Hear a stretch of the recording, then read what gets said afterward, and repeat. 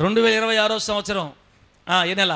ఫిబ్రవరి నెల 8వ తేదీ ఉదయకాల ఆదివారం ఉదయకాల ఆరాధన ముత్తుకూరు హోలీ చర్చ్ టెంపుల్లో ఈ ఉదయకాలం ముందు దేవుడు మనతో మాట్లాడే మాట పరమగీతాల గ్రంథం 1వ అధ్యాయం 9వ వచనం. నా ప్రియురాల ఫరో యొక్క రథాశ్వములతో నిన్ను పోల్చెదను. ఈ వాక్యాన్ని మనం చదువుకున్న తర్వాత అక్కడ కొన్ని మాటలు మనకు కనబడుతున్నాయి. మొదటి మాట ప్రియురాలు అనండి. ఎవరు కనకరాజు? ప్రియురాలు ఫస్ట్ మాట. రెండోది ఫరో యొక్క రథాశ్వాలు. ఫరో యొక్క రథాశ్వాలు అంటే ఫరో ఎవరు? ఐగుప్తుని పరిపాలించే రాజుల్ని ఫరోలు అంటారు. ఏ దేశాన్ని? ఐగుప్తు దేశాన్ని పరిపాలించే రాజుల్ని ఏమని పిలుస్తారు? ఫరోలు అని పిలుస్తారు. మన భారతదేశంలో పద్మశ్రీ, ఆ తర్వాత పద్మభూషణ్, పద్మవిభూషణ్, భారతరత్న అని పిలుస్తారు. వీళ్ళందరూ ఎవరు? పద్మభూషణం గారు, పద్మవిభూషణం గారు అట కాదు. అవి వాళ్ళ పేర్లు కాదు. వాళ్ళు చేసిన సేవకి దేశ ప్రభుత్వం వాళ్ళని సత్కరించి ఇచ్చిన బిరుదులు అన్నమాట. మన భారతదేశంలో బిడ్డలారా మంచి సేవ చేసి, కుష్ఠరోగులకు సేవ చేసి, క్రీస్తు ప్రేమను కనపరిచిన, తన యవనకాలం అంతా వివాహం చేసుకోకుండా వివాహాన్ని పక్కన పెట్టి తన జీవితానంతటిని భారతదేశ పేదల కోసం, కుష్ఠరోగుల కోసం ఖర్చు పెట్టి ఆమె చనిపోయే వరకు ఇక్కడే ఉండి భారతదేశాన్ని తన సేవతో క్రీస్తు ప్రేమతో నింపినటువంటి మదర్ థెరీసా గారికి మన భారతదేశ ప్రభుత్వం సత్కరించి ఇచ్చిన బిరుదు భారతరత్న. భారతరత్న భారతదేశంలో ఒక రత్నం అని, దేశంలో ఒక రత్నం. ఎంత మంచి బిరుదు అది. అట్లాగే పద్మశ్రీ, పద్మభూషణ్, పద్మవిభూషణ్ ఇట్లా కొన్ని బిరుదులు ఉన్నాయి బిడ్డలారా. కాబట్టి ఇట్లాంటి బిరుదులే, ఇట్లాంటి బిరుదుల్లాగే ఒక బిరుదు ఫరోలు అంటారు. ఫరో అంటే ఐగుప్తు దేశాన్ని పరిపాలించే రాజుల్ని అట్లా పిలుస్తారు. ఇప్పుడు అక్కడ రాయబడింది ఏంటంటే ఫరో రథాశ్వాలు, ఫరో యొక్క రథాలు. ఇప్పుడు రాజుగారికి సైన్యం ఉంటుంది కదా, ఉండదా? ఆ సైన్యంలో కత్తులు, ఈటెలు, డాళ్ళు ఉంటాయి. తర్వాత గుర్రాలు ఉంటాయి. గుర్రాల మీద పోయే వాళ్ళు ఏమంటారు? అశ్వములు తోలేవారు అశ్వీకులు అంటారు అన్నమాట. గుర్రాల మీద యుద్ధం చేసేవాళ్ళని. విల్లమ్ములు వేయేవారు అంటే బాణాలు వేసేవాళ్ళు. ఇలా సైన్యం ఉంటుంది. వీళ్ళకి రథాలు ఉంటాయి. ఆ రోజుల్లో ఐగుప్తు దేశపు రథాలంటే అన్ని దేశాల రాజులకి భయం. చెప్పండి, అన్ని దేశాల రాజులకి భయం. ఎందుకంటే అంత ఎక్కువ రథాలు ఉండే వాళ్ళ దగ్గర. ఇప్పుడు మనకి అమెరికా ఎట్లాగో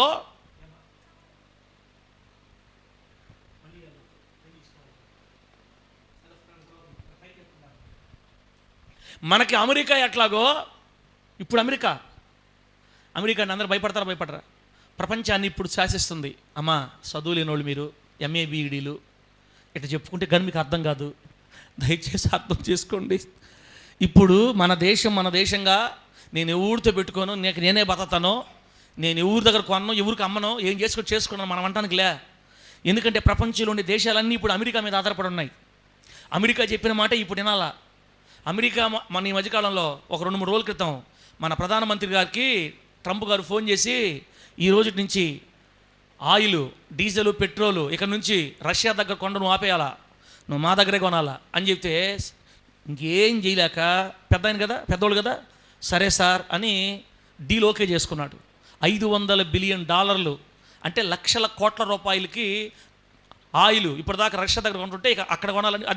అది జియో పాలిటిక్స్ అంటారు, ప్రపంచవ్యాప్త రాజకీయాలు.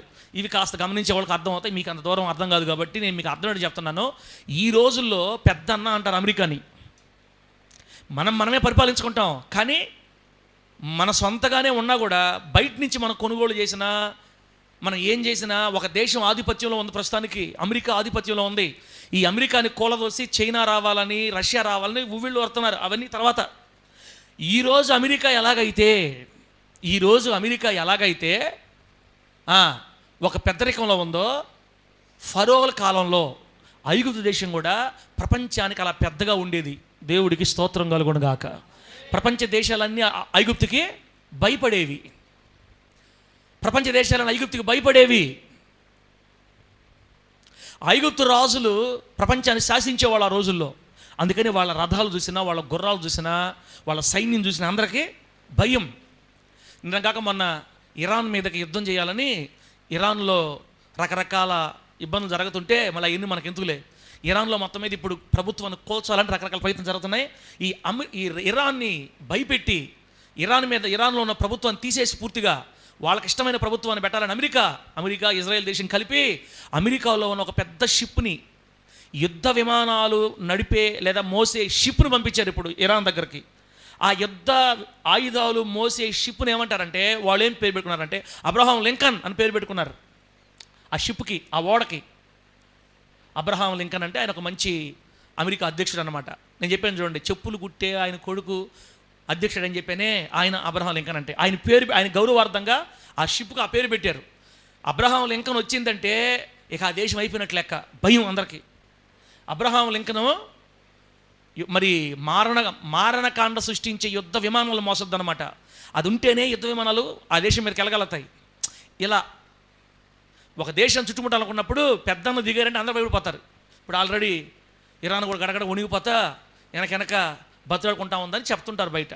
అమెరికాను చూస్తే ఇప్పుడు ఎలా భయమో, అమెరికా ఆయుధాలు చూస్తే ఇప్పుడు ఎలా భయం అందరికీ, ఆ రోజుల్లో కూడా ఐగుప్తు యొక్క గుర్రాలన్నా, రథాలన్నా, సైన్యం అన్నా అప్పట్లో అందరికీ భయం. అవన్నీ మాకెందుకు చేస్తా పాస్టర్ గారు నువ్వు? ఇప్పుడు ఈ ఉదయాన్ని ఏదో దేవుడి సన్నిధికి వచ్చి 4 మాటలు వినిపోవాలని మేము అనుకుంటే గుర్రాలు, రథాలు, విమానాలు మాకు అవసరం ఇదంతా. ఆడకే వస్తున్న పాయింట్కి బాబాలే మనమా. ఈ ఫరో యొక్క సైన్యాన్ని చూస్తే ఆ రోజుల్లో అందరికి భయం.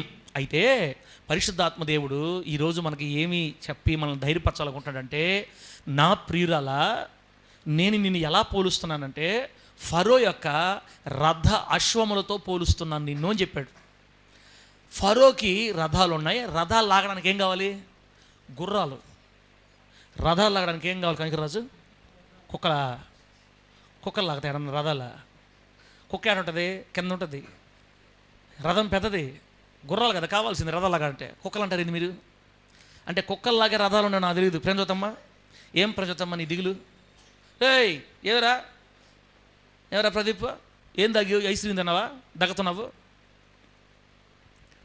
కుక్కల్లాగే రథాలు కాదు, గుర్రాలు లాగే రథాలు. ఇప్పుడు దేవుడు అంటున్నాడు, నా ప్రియురాలా ఫరో యొక్క రథములను లాగే అశ్వములతో, అనగా ఫరో రథాలు లాగే గుర్రాలతో నేను నిన్ను పోలుస్తున్నానని చెప్పాడు దేవుడు. దేవునికి స్తోత్రం కలుగును గాక. ఒక్క మాటలో సూటిగా సుత్తి లేకుండా ఒక్క మాటలో మీకు అర్థం చెప్పాలంటే ఐగుప్తు దేశ గుర్రాలతో నేను మిమ్మల్ని పోలుస్తున్నాను. ఆమేనండి. దేవుడు లేదా బైబిల్లో తన ప్రియురాల్ని, సొలొమోను గారు తన ప్రియురాల్ని ఎవరితో పోలుస్తున్నాడు? ఐగుప్తు యొక్క గుర్రాలు అనండి, మీకు దండాలు పెడతా. ఐగుప్తు యొక్క గుర్రాలు అనండి. ఐగుప్తు యొక్క కుక్కలా గుర్రాలు. కతిరమ్మ రా బయటికి వేస్తున్నాములో అవుట్, రా బయటికి, హుషారుగా ఉండండి. ఎవరైనా కూడా జాగ్రత్తగా ఉండాలి నా దగ్గర. అబ్రాం గారు ఆడ కూర్చుంటే బాగుంటావు నువ్వు అంతే. గోడకు అనుకున్నావా?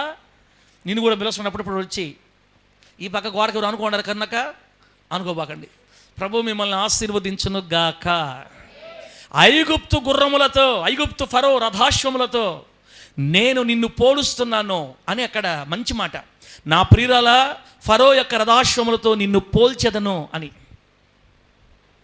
ఇప్పుడు మనం ఏమి నేర్చుకోవాలంటే ఐగుప్తు యొక్క రథాలు, ఐగుప్తు యొక్క గుర్రాలకున్న తత్వాన్ని నేర్చుకుంటే ఎందుకు దేవుడు మనల్ని దాంతో పోల్చాడో మీకు అర్థమవుతుంది. అమ్మా, ఇక్కడ సొలొమోను గారు ఈ పరమగీతాల గ్రంథం రాసింది సొలొమోను గారు. ఈ పరమగీతాల గ్రంథాన్ని కావ్య రూపంలో రాశారనమాట. కావ్య రూపం అంటే నేను మీకు విడమరిసి చెప్పలేను, మీకు అర్థంగా ఏం చెప్పినా కూడా చదువుకులకు అర్థం అవుతుంది. కానీ కావ్యం, పద్య భాగం, గద్య భాగం కావ్యం అంటారు. కథల రూపంలో రాస్తారు, ఉపమానాల రూపంలో రాస్తారు అమ్మా. కాబట్టి అది మీకు అర్థం లేదు, మీకు ఇబ్బంది లేదు. ఇక్కడ మనకి పరమగీతాల గ్రంథంలో సొలొమోను కనపడతాడు, షోలమ్మీతి కనపడద్ది. షోలమ్మీతి అంటే ఆయన ప్రేమించినమాట, ప్రేమికురాలు. ఒక ప్రేమికురాలికి రాసిన లెటర్ అన్నమాట అది. ఏది పరమగీతాల గ్రంథం. ప్రేమికురాలికి ప్రియుడు రాసిన ఉత్తరం అది. సొలొమోను, షోలమ్మీతి, ఇంకొక మూడో ఎవరు కనపడతారు తెలుసా?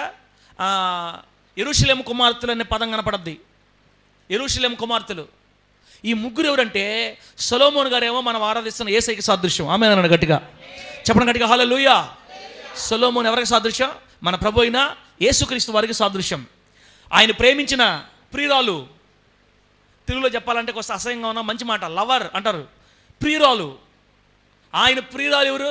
మన ప్రసన్నక భలే పాట పడింది, నేనేమో ప్రియురాలిని యేసే నా ప్రియుడు నన్నర నన్నర నర అయిందో. తర్వాత మేమిద్దరమి లవర్స్ అనింది ఒకటే మాట, యేసునామములు అంతే. ఆ మాటని గందరగోళం చేశారు.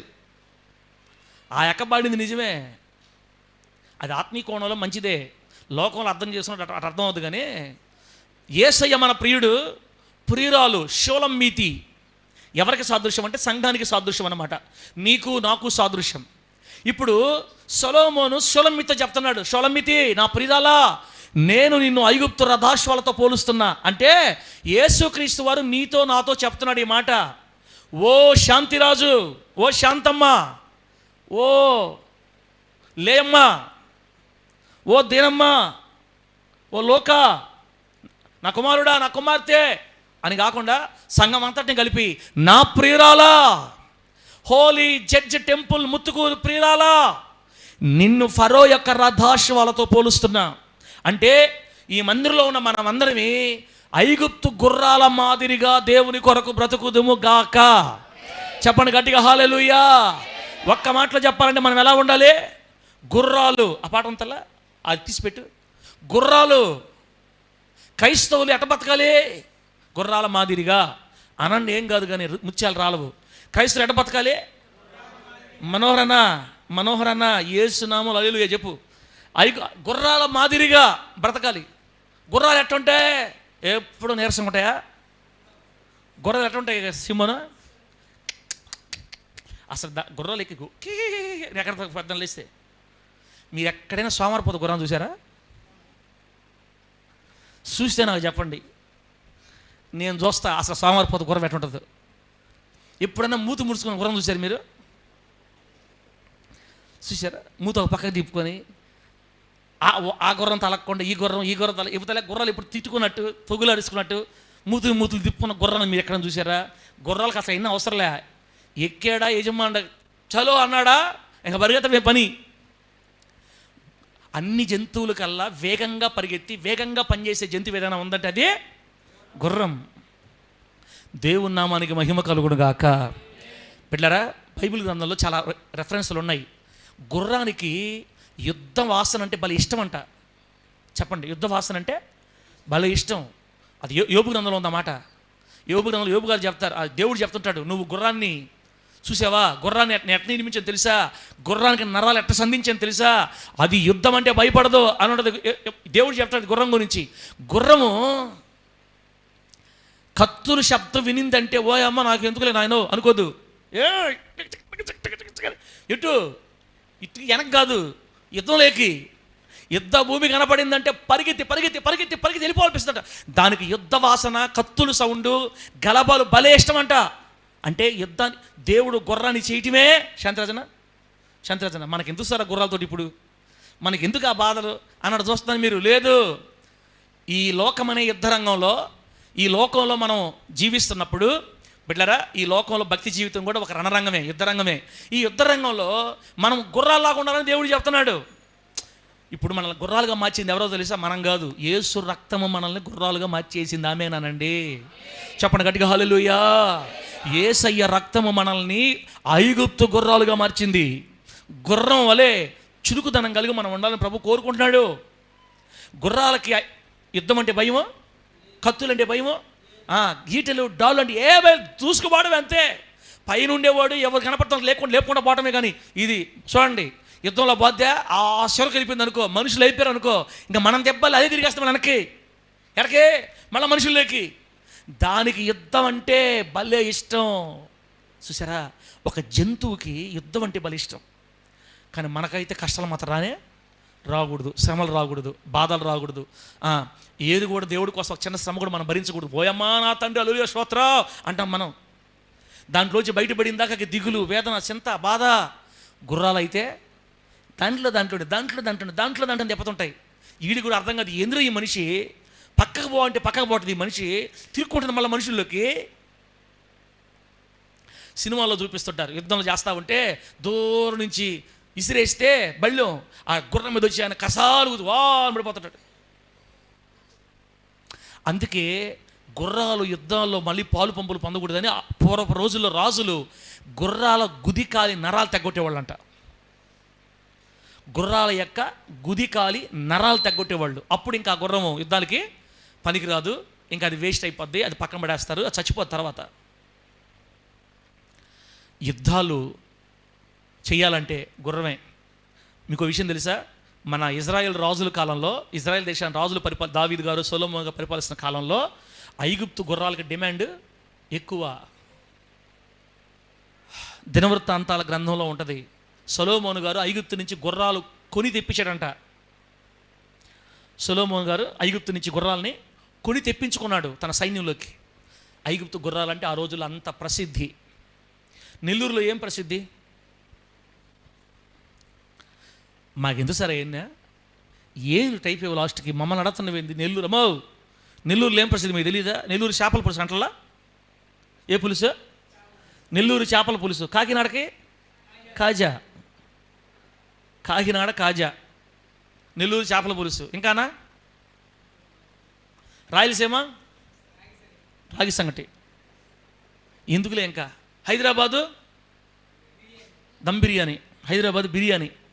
ఇట్లా ఒక ప్రాంతానికి ఒక స్పెషాలిటీ ఉంటుంది. ఆ రోజుల్లో ఐగుప్తు గుర్రాలు డిమాండ్ ఎక్కువ. అన్ని గుర్రాల కంటే ఐగుప్తు గుర్రాలు విలువైనవి, ఖరీదైనవి, శ్రేష్టమైనవి. అందుకని దేవుడు తన వధువుని, తన సంఘాన్ని, తన బిడ్డల్ని గుర్రాలతో, ఐగుప్తు గుర్రాలతో పోలుస్తున్నాడు. దేవుని స్తోత్రం కలుగును గాక. అమ్మ, నన్ను మీరు సూపుతో చెప్పబాకండి, మీరు ఏవైనా అనుకోండి, నేను చెప్పటమే. మనము గుర్రములను పోలి ఉందుము గాక, ఐగుప్తు గుర్రముల మాదిరిగా దేవుని కొరకు పనిచేయుదుము గాక. అవును, కానీ దేవుడు తన సంఘాన్ని, తన ప్రియురాల్ని పందితో ఎందుకు పోల్చలేదు? నా ప్రియురాలా, నిన్ను పందితో పోలస అనొచ్చు కదా, కుక్కతో పోలస అనొచ్చు కదా, గాడితో పోలస అనొచ్చు కదా, తొండతో పోలస్తాను అనొచ్చు కదా, బలితో ఎందుకు ఎన్ని చెప్పకుండా గుర్రమే ఎందుకు అన్నాడు? గుర్రములో కొన్ని శ్రేష్టమైన లక్షణాలు ఉన్నాయి. బిడ్డరా, గుర్రమునకు ఉన్న లక్షణాలు నీవు నేను కలిగి ఉండాలి అంటే అది అంత సాధ్యమయ్యే పని కానే కాదు. గుర్రాలు మనలాగా 8 గంటలకు నిద్రపోవు. గుర్రాలు 10 గంటలు వేసి పళ్ళు కడగవు. గుర్రాలు అసలు ఎప్పుడు రెడీ ఉంటాయి. అంటే యజమానుడు ఇజులేషన్ సప్పల్లేస్తుంది అంతే. అది ఏ రాత్రి అయినా పో. యుద్ధాలు రాత్రిపూట జరగవు. పూర్వ రోజు జరగలేదా? జరిగాయి. ఎవ్రీ సెకండ్ రెడీగా ఉంటుంది గుర్రం. కానీ పేరుకే మనం గుర్రాలు, మనల్ని అంత లేదు. కానీ యేసు రక్తము మనల్ని గుర్రాలుగా మారుస్తుంది. ఆమె చెప్పండి గట్టిగా హల్లెలూయా. యేసయ్య గుర్రములను పోలిన వ్యక్తిగా నన్ను మార్చు అని మనం అడిగితే దేవుడు దయ మన మీద కుమ్మరించబడి మనకు శక్తి రావాల్సిందే. కానీ నువ్వు నేను పెద్ద ఎరగదీసి గుర్రాలుగా మాదిరిగా మారేదే లేదు. మన సొంత శక్తి వల్ల గుర్రాలుగా మారే పని అయితే ఎన్నో గుర్రాలు ఉండాలి దేవుడికి. ఒక్క గుర్రము లేదు, ఒక గాడిద లేదు. తాబేలు అంటే తెలుసు కదా, తాబేళ్ళు అయిపోయి ఉన్నాయి అంతా. దేవుడు బిడ్డలందరూ ఇప్పుడు ఎవడైపోతారు దివ్యమా తాబేళ్ళు మాదిరిగా అయిపోయి ఉన్నారు కదా. మందిరాలకు రావాలన్నా తాబేలే. కానీ చర్చిలోంచి పోయేటప్పుడు మాత్రం గుర్రాలుగా పోతారన్నా, శాంతదన్నా. క్రైస్తవులు చర్చికి వచ్చేటప్పుడు తాబేలుగా వస్తారు, లేటుగా నిదానంగా. పోయేటప్పుడు ఆమేన్ అడ్రస్ లేకుండా మనకంటే ముందుగా ఉంటారు అంతే. బుల్లెట్ కూడా దొరకరు లాస్ట్కి. చర్చిలోంచి పోయేటప్పుడు మాత్రం గుర్రాలాగా ఉంటారు. కానీ దేవుని పనికి రావాలన్నా రేపు పండితుది రావాలి, తాబేలే కదా. పండితుడు రమ్మన్నాము, శివను తాబేలే. దేవుని పనిలో గుర్రాలుగా పనిగెత్తేది అందరికి ఉండదు. అయితే ఎవరైతే కన్నీరు విడిచి నాకు ఆ కృపని ప్రభువా, నీ పనిలో నేను గుర్రంగా ఉండే శక్తిని ప్రభువా, ఐగుప్తు గుర్రాల మాదిరిగా నీ కోసం నేను పనిచేయాలి ప్రభువా అని కోరుకుంటే నిశ్చయంగా దేవుడు మనకి ఆ కృపనిచ్చి గుర్రముల వలె దేవుడు ఈ లోకంలో ఆయన పని కోసం మనల్ని వాడుకుంటాడు. చెప్పండి గట్టిగా హల్లెలూయా.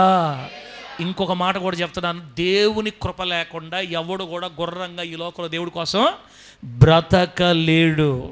తనంతట తానుగా గుర్రము మాదిరిగా దేవుని కొరకు బ్రతకలేడు. ఒక వ్యక్తి గుర్రం మాదిరిగా దేవుని కోసం పనిచేయాలంటే ఆ వ్యక్తికి దేవుని కృప కూడా దొరకాలి. మనుషుల దయ ఎందునో దేవుని దయ ఎందును వర్ధిల్లిన వాడికి ఆ కృప దొరుకుతుంది. కాబట్టి మనం ఇప్పుడు ప్రార్థన చేసుకోవాలి. ప్రభువా, ఒక గుర్రం మాదిరిగా అయ్యా మమ్మల్ని నువ్వు ఐగుప్తు గుర్రాలతో పోల్చావు కదా, అయ్యా ఆ ఐగుప్తు గుర్రం మాదిరిగా నేను బ్రతకాలని ఎవరైతే ఆశపడతారో ఆశపడిన ప్రాణాన్ని దేవుడు తృప్తిపరస్తాడు. మనకెందుకు గుర్రం లేదా తలకాయ లేదు అనుకున్నాం అనుకో, తాబేలు కంటే ఘోరమే. ఇంకా నా ప్రభు అయిన యేసయ్య గుర్రాల మాదిరిగా బతకాలన్న ఆశని మీ గుండెలో రగిలింప చేయునుగాక, మీ గుండెలో రగిలింప చేయునుగాక, మన గుండెలో దేవుడు రగిలించునుగాక. ఎలా బతకాలని? ఎలా? ఐగుప్తు గుర్రాలు. ఆమె నన్ను గట్టిగా. అల్లూరు గుర్రాలు కాదు, ముత్తుకూరు గుర్రాలు కాదు, ఐగుప్తు గుర్రాలు. ఐగుప్తు గుర్రాల బ్రాండ్ వేరు, ఐగుప్తు గుర్రాల కెపాసిటీ వేరు, ఐగుప్తు గుర్రాల బ్రాండే వేరు. 500కి షూస్ వస్తాయి, 10,000 కూడా షూస్ వస్తాయి, 50,000 ఉంటాయనా? లక్షలు కూడా షూస్ ఉంటాయి. కాళ్ళు కేసుకునే చెప్పులు, కాళ్ళు కేసుకునే బూట్లు ₹1,00,000 ఉంటాయి. కనకరాజు, ₹1,00,000 షూస్కి బూట్లకి 500 బూట్లకి తేడా ఉండదా? మన 500 బూట్లు కదా ఉండాల్సింది. ఐగుప్తు గుర్రాల మాదిరిగా యేసు కొరకు పరిగెత్తుదుము గాక. చెప్పు గట్టిగా హల్లెలూయా. ఏదో ఒకరోజు నేను కూడా గుర్రం ఎక్కతా, మీకు ఫోటో పెడతా యేసు నామంలో. మీకు పెట్టాలని, మీకు కూడా ఎక్కాలని కూడా రండి నాతో పాటు. మీ డబ్బులు పెట్టుకొని మీరే రావాలా. విశ్వసించి దేవునికి నిలబడండి. త్వరలో మనము వెళ్ళి ఎక్కి సవారీ చేద్దాం యేసు నామంలో. ఫస్ట్ మీరే ఎక్కండిలే, తర్వాత నేను ఎక్కుతాను, నాకు పెద్ద ఇబ్బంది లేదు. నేనే ఫస్ట్ ఎక్కలేదు ఏం లే, ఫస్ట్ మీరు ఎక్కండి, ఆ తర్వాత నేను ఎక్కుతా. మొత్తం మీద గుర్రాలు ఎక్కి చూద్దాం. ఐగుప్తుకి వెళ్ళినప్పుడు దేవుడి చిత్తం అయితే అక్కడ ఏదైనా ఉంటే ఎక్కి ట్రై చేస్తా. ఐగుప్తు గుర్రాలే ఎక్కాలి నేను. అమెరికా గుర్రం ఎట్ట కుదరదు. ఏ గుర్రం ఎక్కాలా? ఐగుప్తు గుర్రమే ఎక్కాలా. ఏది ఐగుప్తు గుర్రం తీసుకురండి, బైబిల్ నేను చూశాను. అయ్యా ఇది భలే ఫాస్ట్ పరిగెస్తుందయ్యా, నీకు ఇంక మామూలుగా ఉండదని కంటే ఏం కాదులే, కానీ ఒకసారికి కాళ్ళు చేతులు మొత్తం కట్టుకొని, నాకు దాన్ని నడుము కట్టుకొని అవసరం పట్టుకొని అయినా అట్టైనా నవ్విద్దాం అనుకుంటే ఎవరు నవ్వట్లా. కొంతమంది ఒరే నీ ముఖానికి నువ్వు ఎక్కతా అన్నట్టు ఎక్కి చూపిస్తా యేసునామలో. నా దేవుడు నమ్మదగినోడు, నా దేవుడు ఎప్పుడు నన్ను సిగ్గుపరచడు. రాబోయే రోజుల్లో మీరు ఫోటోలు వీడియోలు చూస్తారు యేసునామలో. అంతే, మా సార్ చెప్తా ఉన్నాడురా, చెప్తా అన్నీ చేస్తున్నాడు. మా యెరూషలేము పోయాం అనుకో, ముందు మనం ఐగుప్తు తీసుకుపోతారు, ఈజిప్ట్ తీసుకెళ్తారు. యెరూషలేము పోయే దారిలో ఫస్ట్ మనం ఐగుప్తులో దిగుతాం. ఫ్లైట్ విమానం ఆడ దిగి ఆడ అన్నీ చూపించుకొని అప్పుడు మన యెరూషలేము తీసుకెళ్తారనమాట. కాబట్టి పెద్ద కష్టమేం కాదు, దేవుడు చేస్తాడులే. ప్రభువు నామానికే మహిమ కలుగును గాక. ఇప్పుడు ఐగుప్తు గుర్రాల యొక్క విలువ చెప్తాను. ఇప్పుడు పాట పాడిన తర్వాత అప్పుడు మీకు నేను ఆ విలువ చెప్తా. ఏంటి ఆ గుర్రాల విలువ, ఐగుప్తు గుర్రాల ఘనత ఏంటి, ఐగుప్తు గుర్రాలకి ఏంటి విషయం అని చెప్పట్లే. ఆమె ఎక్కువ పెడతా ఫోన్కే మైక్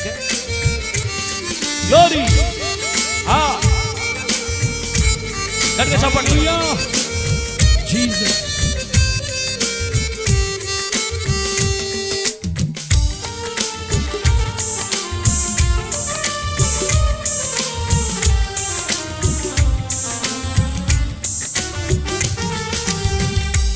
అగ్నిరథ సారథి నీ రథాశ్వముగా, కృపయే నీ రథముకు నన్ను బంధించెను. అగ్నిరథ సారథి నీ రథాశ్వముగా, కృపయే నీ రథముకు నన్ను బంధించెను.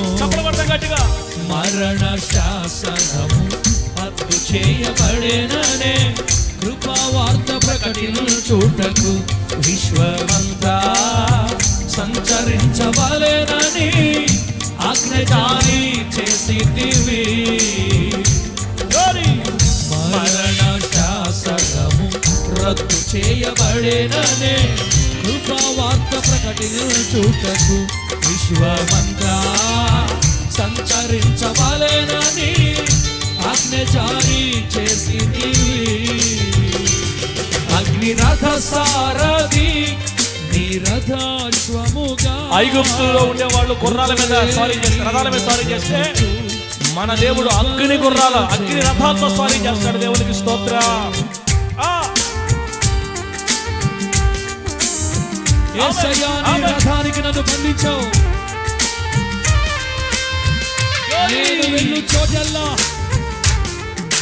మరణం రద్దయిపోయిందని ప్రకటిస్తా. Thank you lord.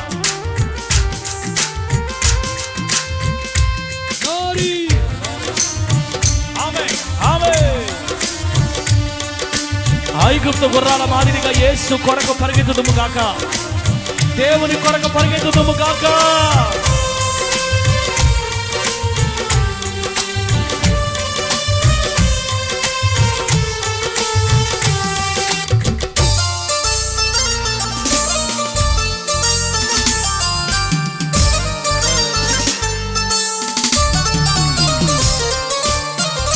గాఢాంధకారమైన నిర్జీవలోయలోనైనా నన్ను నడుపుచున్నావు, అలసిపోనివ్వక.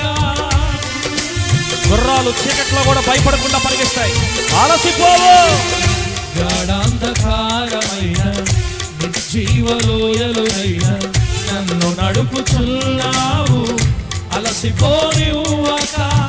నా కనులకు కంతాలు కట్టి నా నోటికి కళ్ళెము వేసి, నా కనులకు కంతాలు కట్టి నా నోటికి కళ్ళెము వేసి, మిడతల కంతులు వేయుచు నిన్ను ప్రకటించే. మిడత కంతులేసి గుర్రం వేస్తున్నాము. మిడతల కంతులు వేయుచు నిన్ను ప్రకటించే. కృపనిచ్చితివి యేసయ్యా, నా సారథి నన్ను నడుపుచున్నావు, నాపై స్వారీ చేయుచు నీ చిత్తము చేయుటకు, నాపై స్వారీ చేయుచు నీ చిత్తము చేయుటకు. అగ్ని రథ సారథి నీ రథాశ్వముగా, కృపయే నీ రథముకు నన్ను బలించెను. చప్పట్లు. ఆమేన్. దేవుని యొక్క అగ్ని రథానికి నువ్వు నేను గుర్రాల మాదిరిగా ఉన్నాము. ఆయన మాట ప్రకటించే గుర్రాలు, మరణము రద్దయిపోయిందని ప్రకటించే గుర్రాలమే.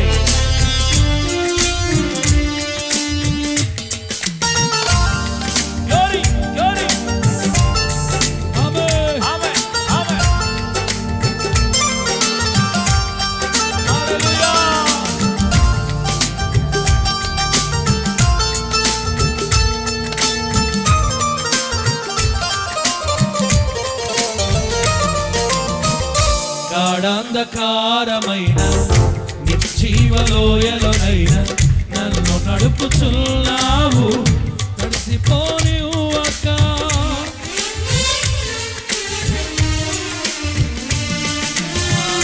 గాఢాంధకారమైన నిర్జీవలోయలోనైనా నన్ను నడుపుచున్నావు, అలసిపోనివ్వక. నా కనులకు కంతలు కట్టి నా నోటికి కళ్ళెము వేసి, నా కనులకు కంతలు కట్టి నా నోటికి కళ్ళెము వేసి, మిడతల గంతులు వేయుచు నిన్ను ప్రకటించే. కృపనిచ్చితివి కనీసం గుర్రాలాగా కదలండి అయ్యా. అయ్యా ఇది కాదయ్యా, నిన్ను ప్రకటించే. కదలండి కదలు. కృపనిచ్చితివి యేసయ్యా,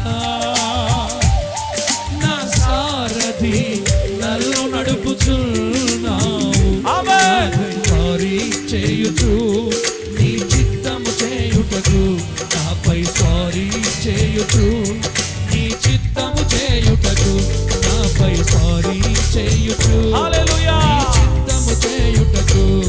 గుర్రాలు నీరసంగా ఉండవు పారబోయేటప్పుడు, నీ చిత్తము గుర్రాలు హుషారుగా ఉంటాయి. అగ్ని రథ సారథి ఆడ గుర్రాలు అసలు పొరపాటు కదలట్లా. కృపయే నీ రథముకు నన్ను బంధించెను.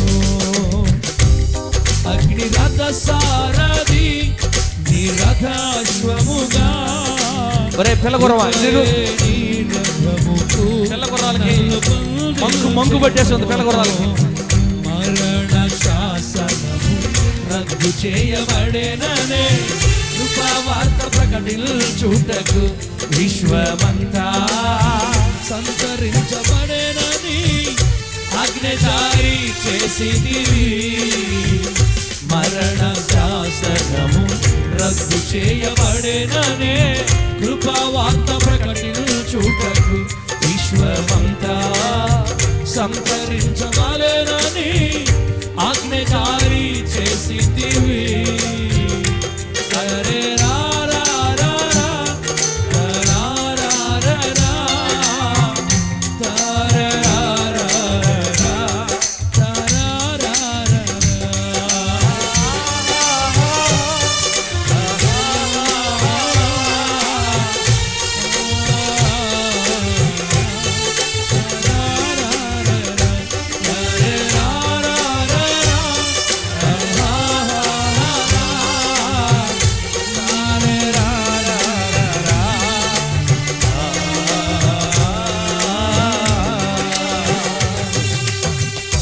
హల్లెలూయా.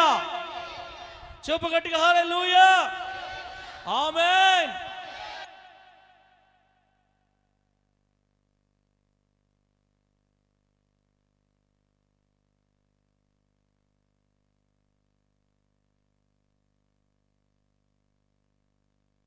అమ్మ, దేవుడు మనల్ని ఎట చేస్తాడంట? చెప్పండి, ఎట చేస్తాడు?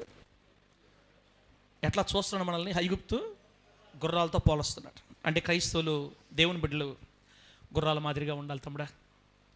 ఒకవేళ ఇక్కడ ఉండేవాళ్ళు ఎవరైనా గుర్రాల పాడా సార్, 50 కంటే ఘోరం ఉంది మా పరిస్థితి, మేము దేవుళ్ళో దేంట్లో కట్టకుండా లేకపోతున్నాం, ప్రార్థన లేదు, వాక్యం లేదు, భక్తి లేదు, మా జీవితం అన్నింటిలో పడిపోయాం సార్, అన్నింటిలో ఫెయిల్ అయిపోయాను నేను, అసలు గుర్రం యొక్క ఒక్క లక్షణం కూడా నాలో లేదు, అసలు నాకు చెప్పాలంటే ఏ జంతువుతో పోల్చాలో నాకే అర్థం కావట్లా, పందితో పోల్చినా కూడా తక్కువే నా జీవితాన్ని అని పడిపోయినందుకు, జారిపోయినందుకు ఎవరికైనా దిగులుగా ఉంటే, బిడ్డలరా వినండి అమ్మా, పుట్టుకతో ఎవరో గుర్రాలు కాదు, మనం యేసు రక్తాన్ని బట్టి మాత్రమే గుర్రాలుగా మారుతాం. ఆమేన్ గట్టిగా.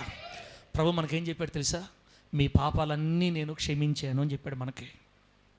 మన దేవుడు ఒప్పుకున్న పాపాలని ఇక జ్ఞాపకం చేసుకోడు బైబిల్లో. ఆమేనండి.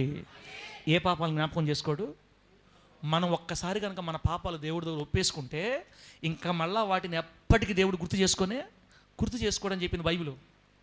గుర్తు చేసుకోకుండా ఏం చేస్తాడంటే సముద్ర దిగంతాలు వేసేస్తాడంట. ఒక పెద్ద బండరా ఇది సముద్రంలో వేసి అలా అడుక్కెళ్ళిపోద్దో మన పాపాలన్నీ తీసి సముద్ర అడుగు భాగానికి వేసేస్తా అని చెప్పాడు. మీ పాపాలు నా వీపు వెనకేసుకుంటాను చెప్పాడు అనమాట. ఒప్పుకున్న పాపాలు ఇంకా మనం ఎప్పుడు జ్ఞాపకం చేసుకోకూడదు. ఆయన మర్చిపోయినప్పుడు ఇంకా మనకెందుకు? మన తండ్రే మర్చిపోయాడు మన గురించి, మన పాపాల గురించి, ఇంకా మనకెందుకు? మనుషుల్లో మంచోళ్ళు ఎవరు ఉండరు. కొన్నిసార్లు జారిపోతాం, కొన్నిసార్లు పడిపోతాం. మనం దిగులు పడకూడదు బిడ్డ. నువ్వు గుర్రాను అని దేవుడు చెప్తున్నాడు. ఇప్పటి నుంచి లేచి ప్రభువా నిజంగా నేను ఇక నుంచి అయినా గుర్రంగా బ్రతకాలని కోరుకుంటే అవన్నీ కొట్టివేసి మరలా నీకు నూతన జీవాన్ని ఇచ్చి ఆయనే నిన్ను గుర్రంగా నడిపిస్తాడు యేసు నామములో. చెప్పండి గట్టిగా హల్లెలూయా. గుర్రముగా బ్రతకాలన్న ఆశ మాత్రం మనలో ఖచ్చితంగా ఉండాలి. ఆశ ఉంటే మన ఆశను దేవుడు ఖచ్చితంగా తీరుస్తాడు. ఫరో రథాశ్వాలుగా, ఆ ఫరో రథాశ్వములు పోలిన గుర్రాలుగా దేవుడు మనల్ని అందరినీ ఆశీర్వదించి వర్ధిల్ల చేయును గాక. ఎవరు దిగులు పడద్దు, ఎవరు టెన్షన్ పడద్దు. సార్ నేను కొంచెం దురలవాట్లో చెడ్డలవాట్లో ఉన్నాయి, నాకు నన్ను దేవుడు నరకానికైనా ఇంకా అన్నా, నీ మనసులో ఒక ఆశ ఉండాలి. దీనిలో నుంచి నన్ను త్వరగా బయటపెట్టి ప్రభువా అని కోరుకోవాలి. నిజంగా ఏడవాలి దేవుడి దగ్గర. నేను తాగుడు మానలేకపోతున్నాను తండ్రి, నా వల్ల కావట్లేదయ్యా, నీ కొరకు బతకాలని ఆశ ఉంది, కానీ నాకు తెలియకుండా ఈడ్చుకెళ్ళిపోతాను సాతాను గాడు. సినిమాలు మానాలని ఉంది, నా వల్ల కావట్లేదయ్యా, ఈ ఫోన్ను జయించడం నా వల్ల కావట్లేదని నిజంగా నువ్వు ఏడుస్తుంటే ప్రభు ఏమంటాడు తెలుసా? బిడ్డ, నీకు నిజంగా దాంట్లో ఉండాలని లేదు కాబట్టి నీ ఆశని నేను తీరుస్తాను రాని ఆయన నీ కళ్ళను ముడతాడు. అట్లాగా ఆమెను చెప్పండి గట్టిగా. కళ్ళను ఏం చేస్తాడు? అలా ముడతాడు. అలా ముట్టాడంటే ఇక అక్కడి నుంచి నీకు ఫోన్ అంటే అసహ్యం వచ్చేస్తుంది, నీకు సినిమాలు అంటే అసహ్యం వచ్చేస్తాయి, తాగుడు అంటే అసహ్యం వచ్చేస్తుంది. రాత్రిపూట కళ్ళలో వచ్చి నేను ముడతాడు. ఎట్లాగంతే ఎట్టు బాద్దో. కొంతమందికి స్త్రీల మీద ఆశలు పెరుగుతూ ఉంటాయి, భారీ కాకుండా వేరే ఆలోచనలు వస్తుంటాయి. ఈ ఆడవాళ్ళు దేవుడి దగ్గర, తండ్రి నాకు వద్దయ్యా, నా జీవితాన్ని నాశనం చేసి నీకు ఉపయోగపడకుండా చేసే ఈ శరీర కోరికలు నాకు వద్దయ్యా, నా వల్ల కావట్లేదయ్యా, నన్ను కంట్రోల్ చేయట్లేదు, నన్ను ఈడ్చుకెళ్ళిపోతున్నాయ్యా, నన్ను క్షమించయ్యా అని నువ్వు ఏడిస్తే ఒప్పుకుంటే దేవుడు ఇట్లా తాకతాడు నిన్ను. బిడ్డ చెప్తున్నాను, అలా తాకతాడు నిన్ను. అలా తాకినప్పుడు శరీర కోరికలకి నీ మీద దాడి చేయకుండా దేవుడు నీకు జయాన్ని ప్రసాదిస్తాడు. మనల్ని గుర్రాలుగా మార్చేది కేవలం యేసు ఒక్కడే. నేనుంటాను, నేను లేస్తాను, నేను పొడస్తానంటే పొడిసిన వాళ్ళందరూ ముత్తుకూరు చెరులో ఉండారు. ఇప్పుడు ఎక్కడ ఉండారు? ముత్తుకూరు చెరులో పడి ఉండారు. పోయి నేను అన్నారు అనుకో, లాస్ట్కి హ్యాండ్ ఇచ్చేస్తాడు దేవుడు. ఎవడు కూడా తనంతట తానుగా భక్తిగా బతకలేడు, దేవుని సహాయం ఉండాలి. అందుకే నాదేముంది ప్రభువా, నాదేముందిలన్నా, నాదేముందిలక్క, దేవుడు దయలెక్క అంటుండాలి మనం. అక్క మీకేమక్క మంచి సాక్ష్యం అక్క, మీకేమక్క అట్టెక్క డూమక్క డామక్క అని చెప్తుంటారు అందరూ. అన్నారు అనుకో, నేను పొగడుతున్నాను అనుకో, మనసు అనుకుంటే ప్రభువా ఇదంతా నీ వల్ల కదా ప్రభువా, ఎక్కువ పొగిడేస్తున్నాడు ప్రభువా, ఎక్కువ పొగిడేస్తున్నాడు అనుకుంటాం మనం. పొగడతలకు మనకూడదు, భజన చేసే వాళ్ళ మాటలుగా మనం పడకూడదు. ఎప్పుడు గుర్తుపెట్టుకోండి. అప్పుడప్పుడు నాకు ఫోన్ చేస్తుంటారు బయట నుంచి కొంతమంది అన్నోళ్ళు, కొంతమంది ఫోన్ చేస్తుంటారు, పాస్టర్ గారు మీ వాక్యం ద్వారా నేను అట్టయ్యాను, ఎట్టయ్యాను, డూమయ్యాను, డామయ్యాను, అసలు నాతోనే మాట్లాడేది మామూలుగా దుమ్ము దులిపేసి అంటుంటే నాకు తెలుసు కదా. ఇంకా లాస్ట్ చూసి ఊరికే పోగడతాను. నేను ఒక మాట చెప్తా వాళ్ళతోటి, అన్నా చెట్టు లాస్ట్ కొమ్మ మీద ఉందా ఇప్పుడు, ఇంతకంటే ఎక్కువ పొగిడేవంటే ఏమైపోతాను అది అర్థం కాల. చెట్టు లాస్ట్ కొమ్మ మీద ఉండ ఎక్కిచ్చేసావు, నన్ను చెట్టుకి పైకి ఎక్కిచ్చేసావు. ఇంకొక మాట అన్నా మనకు పడిపోతా, ఇరిగిపోద్ది చెట్టు, ఇంకా జాల్. పొగిడేవాళ్ళు మనకు చాలా ప్రమాదం బిడ్డ. పొగడుతున్నారని మనం మురిసిపోకూడదు. ఈ పొగడతలకు కారణం ఎవరు? ఈ పొగడతలకి దేవుడు ఒక వ్యక్తి మనల్ని పొగడుతున్నాడంటే దానికి కారణం ఎవరు? దేవుడు. దేవుని దయ వల్ల మనలో ఉన్న కృపను బట్టి వాళ్ళు మనల్ని పొగడుతున్నారు. పొగడతలకు కారణమైన పొగిడించడానికి మనల్ని పొగడడానికి మనలో ఉన్న ఆ తలాంతు ఇచ్చిన దేవుడిని గుర్తుపట్టి పొగడతలకు పొంగిపోకుండా, మరి అందరూ వదిలేసినప్పుడు నిరాశపడిపోకుండా దేవుడితో నాటు అలవాటు చేసుకోవాలి బిడ్డ. కాబట్టి పడిపోయిన దానికి, దిగులు పడిన దానికి, నువ్వు జారిపోయిన దానికి దిగులు పడద్దు. నువ్వు నిలబడాలన్న ఆశ ఉంటే చాలు, గుర్రంలాగా బ్రతకాలని ఆశ ఉంటే చాలు. నా యేసయ్య నిన్ను చేయబట్టి గుర్రంగా మారుస్తాడు యేసునామంలో. ఒకవేళ నువ్వు గుర్రంగా పరిగెత్తుంటే గర్వించకూడదు. నా దేవుడు దయని బట్టి నాకు ఈ ధన్యత ప్రభువా, ఇన్ని సంవత్సరాలు నీ కోసం పరిగెత్తే కృపనిచ్చావు, మరణం దాకా నాకు ఈ కృపని తండ్రి, నాకు ఈ కృపను దూరం చేయద్దయ్యని యేసే దగ్గర మనం బ్రతిలాడుకోవాలి, ఆశ కలిగి ఉండాలి. మరణం దాకా మనం ప్రయాణంలోనే కన్ను మూసేయాలి. యేసునామములో ఆమేన్ చెప్పండి గట్టిగా. కొన్ని గుర్రాలు యుద్ధంలో చచ్చిపోతాయి. ఎక్కడ చచ్చిపోతాయి? యుద్ధంలోనే చచ్చిపోతాయి. అది వాడి ఘనత, ధనిత. ఆన్ డ్యూటీలో మనం కన్నుమూయాలి. ప్రభు కోసం పరిగెడతానే మన యాత్ర ముగించాలి. అది ధన్యత. అది అందరికి దొరకదు. తమ్ముడా, అన్నా, చెల్లిలా, బైబిల్లో ఒక మాట రాయబడింది, మొదటివారు కడపటివారు అయిపోతారు. నిన్నగాక మొన్న వచ్చినోడు ముందుకు వెళ్ళిపోతాడు సేవలో, పరిచర్యలో. 15 సంవత్సరాల చిన్న వెనక్కి వెళ్ళిపోతారు. బైబిల్ చెప్పింది ఈ మాట. మనం జాగ్రత్త పడాలి. మనం కానీ జాగ్రత్త పడకుండా ఉంటే పోగొట్టేసుకున్న కృపని. ఇది ఆల్రెడీ బైబిల్ రాయబడిన మాట. అణువున మనల్ని జాగ్రత్త పరుచుకుంటా గుర్రం మాదిరిగా ప్రభు కోసం పరిగెత్తాలి. కొత్త వాళ్ళు పుడుతున్నారు ఇప్పుడు. మాకు ఫోన్లు చేయట్లా, మాకు చెప్పట్లా, మమ్మల్ని పట్టించుకోవట్లా. ఇస్రాయల్ పాస్టర్ ఎప్పుడన్నా ఫోన్ చేసేటలే, ఇది నాది అనుకుంటే పరిగెత్తాలా. అన్నా ఫోన్ చేసి చెప్పేది ఊరికి శాంతి కదన్నా, మన వాళ్ళకా పరాయి వాళ్ళకా? మన ఇంట్లో పెళ్ళి అనుకో, ఎవరు ఫోన్ చేస్తాం? కొడుకు కోడలకు ఫోన్ చేస్తామా? రే మా పెళ్ళి, మీ చెల్లెలి పెళ్ళి, మీ చెల్లెలి పెళ్ళికి దగ్గర ఉండాలి నువ్వు అని అన్నకు ఫోన్ చేస్తామా? అర్థం కదా? పెద్ద కొడుకు పెళ్ళి, కొడుకు కోడలు బయట ఉండారు, దూరంగా ఉన్నారు, ఇంట్లో పెళ్లి పెట్టుకున్నారు చెల్లెలికి, అమ్మాయికి. కొడుకు ఫోన్ చేసుకుంటాం మనం, రే అబ్బయ్యా మీ చెల్లెలి పెళ్లి చేస్తున్నావురా అని చెప్తారా? ఎవరికి తెల్ల ఫోన్ చేసేదా? బంధువులకి, పరాయి వాళ్ళకి, దూరపు వాళ్ళకి, చుట్టాలకు ఫోన్ చేసి, అమ్మ మా పాప పెళ్లి పెట్టుకుంటున్నాము, రండి ఇదిగో కార్డు పంపిస్తున్నాము చెప్తారు. ఇదేందో నాకు అర్థం కాదు. అన్నలు, చెల్లెలు, తమ్ముళ్ళు, కొడుకులు ఫోన్ చేయమని కోరుకుంటా, నాకు అర్థం కావట్లా. సైతాను బెళ్ళేసాడు, బెళ్ళ. ఒకప్పుడు లేదు, ఇది మనకు అలవాటు, ఇప్పుడు వచ్చింది కొత్తగా. ఫస్ట్లో ఉండిందా? ఫస్ట్ ఎక్కడ ఉండింది? సార్ ఈ వారంలో ప్రార్థనలు ఎక్కడా? అన్న ఈ వారంలో ప్రార్థనలు ఎక్కడా? అన్న ఈరోజు ఈ వారంలో ఎక్కడా? అన్న ఈ పాట ఎక్కడ, ఈ స్థలం ఎక్కడ, ఇప్పుడు ఎక్కడ సార్ ఈ వారంలో ఏమైనా ఉన్నాయా అన్న, ఈ వారంలో ఏమైనా ఉన్నాయా? 19వ తేదీ 12వ తేదీ వాళ్ళే గుర్తు చేసేవాళ్ళు నాకు బిడ్డలారా. కాబట్టి ఇబ్బంది పడతామమ్మా, ఇబ్బంది పడతాం. మనకు తెలియకుండా సైతం మనల్ని మోసం చేస్తాడు. మనకు తెలియకుండానే మనల్ని సైతం కూడా మోసం చేస్తాడు. నీకు దేవుడిచ్చిన స్థానాన్ని జాగ్రత్తగా కాపాడుకో. సాతానికి మోసపోవద్దు, వాడికి స్థలం ఇవ్వద్దు. నువ్వు మొదటి వ్యక్తిగానే జీవితాంతం కొనసాగాలి. యేసునామములో ఆమేన్ చెప్పండి గట్టిగా హల్లెలూయా.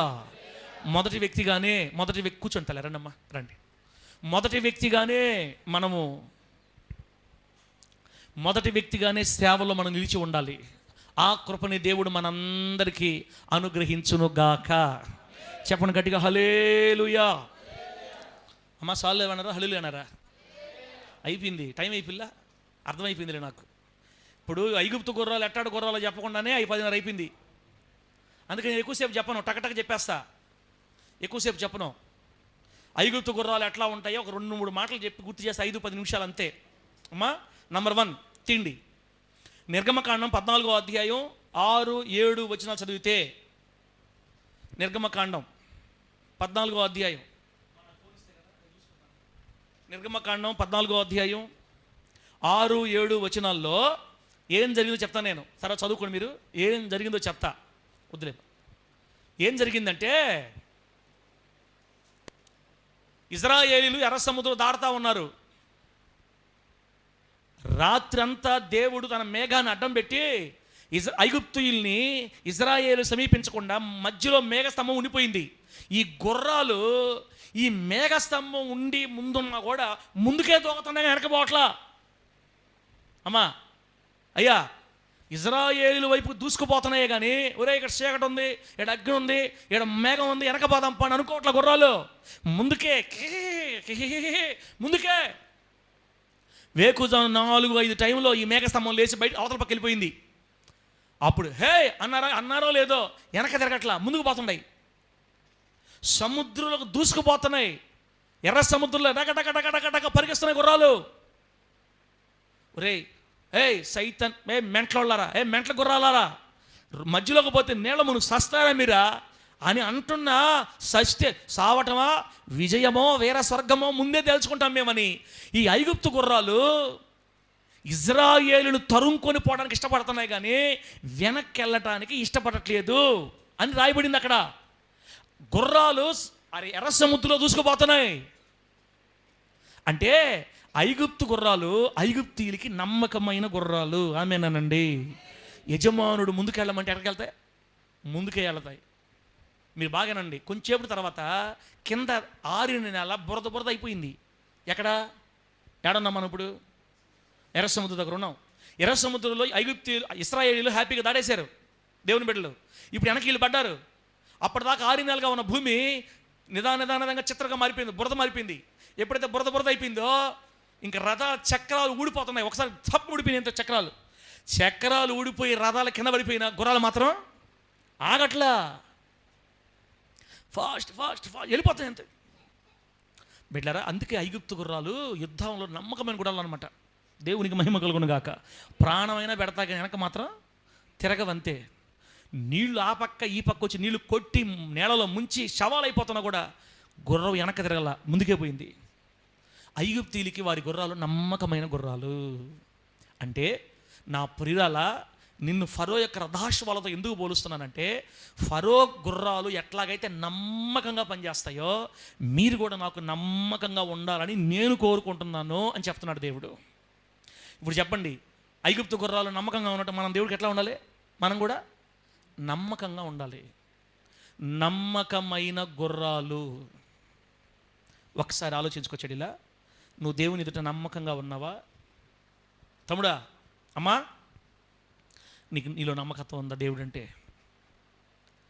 దేవునికి నమ్మకంగా ప్రవర్తించాలి బిడ్డ. మనం భార్య భర్తకి నమ్మకంగా ఎలా ప్రవర్తిస్తుందో చెప్పండి. భార్య భర్తకి ఉండారా లేరా? మీరు లేకపోయినా నేను మేము వదలను కదా. మీరు ఏమైనా చేసుకొని నేను చెప్పిన తర్వాత ముగిస్తా. నా కోసం హల్లెలూయా అని చెప్పండి ఒకసారి. ఇంకోసారి చెప్పండి గట్టిగా. అవును, అర్థం కావట్లేదా? ఏసేపు అర్థమవుతుందా? అర్థమవుతుందని నేను అనుకుంటున్నా. ఎందుకంటే ఇంకెవరు అర్థం చెప్పలేరు. ఐగుప్తు గుర్రాలు నమ్మకమైనవి యజమానులకి. నీవు నేను కూడా మన దేవునికి నమ్మకంగా బ్రతకాలి. ఒక భార్య తన భర్తకి నమ్మకంగా ఉన్నట్టు బైబిల్లో ఎక్కడ కూడా భర్త భార్యకి నమ్మకంగా ఉంటాడు రాయిలా తెలుసు. మన సంగతి తెలుసు, దేవుడికి మగవాళ్ళ సంగతి బాగా తెలుసు. ఇవరే నీ సంగతి నాకు తెలిసే నోరు ముయ్యని భార్య భర్తకు నమ్మకంగా ఉండాలని రాశాడు దేవుడు బైబిల్లో. ఆ స్త్రీ పురుషుడికి నమ్మకంగా ఉంటుంది. భార్య తన భర్తకి ఎంత నమ్మకంగా ఉంటుందో అంతకంటే ఎక్కువగా మనం దేవునికి నమ్మకంగా ఉండాలి. నా భర్తే నాకు అన్నీ, చిన్నదైన పెద్దదైన ఏదైనా నా భర్తే నాకు. పతియే ప్రత్యక్ష దైవం అంటారు మరి హిందువుల్లో. పతియే ప్రత్యక్ష దైవం అంటే నా భర్తే కనబడే దేవుడని. బా ఎంత మంచి మాటదే. అంత అబద్ధం కదా. ఆ రోజుల్లో ఉండేవాళ్ళులే, ఈ రోజుల్లో మారిపోయింది, వాతావరణం మారిపోతున్నప్పుడు. ఏమిరా ఎక్స్ట్రా పడుతున్నారు ఇప్పుడు భార్యలు. ఇప్పుడు ఈ సీజన్లో భార్య లేదు అసలు అసలు అసలు అసలు మన టైపులో కూడా లేరు.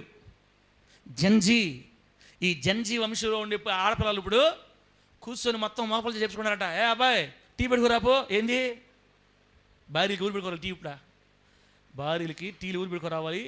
మన పిల్లల కాలంలో వచ్చే రాబోయే కాలంలో మన కొడుకులే కోడలకి పెట్టిస్తారు. చూస్తామని మీరు ఇంకా వచ్చేసింది టైం. ఆ టైప్ మారిపోయింది ఇప్పుడు వాతావరణం.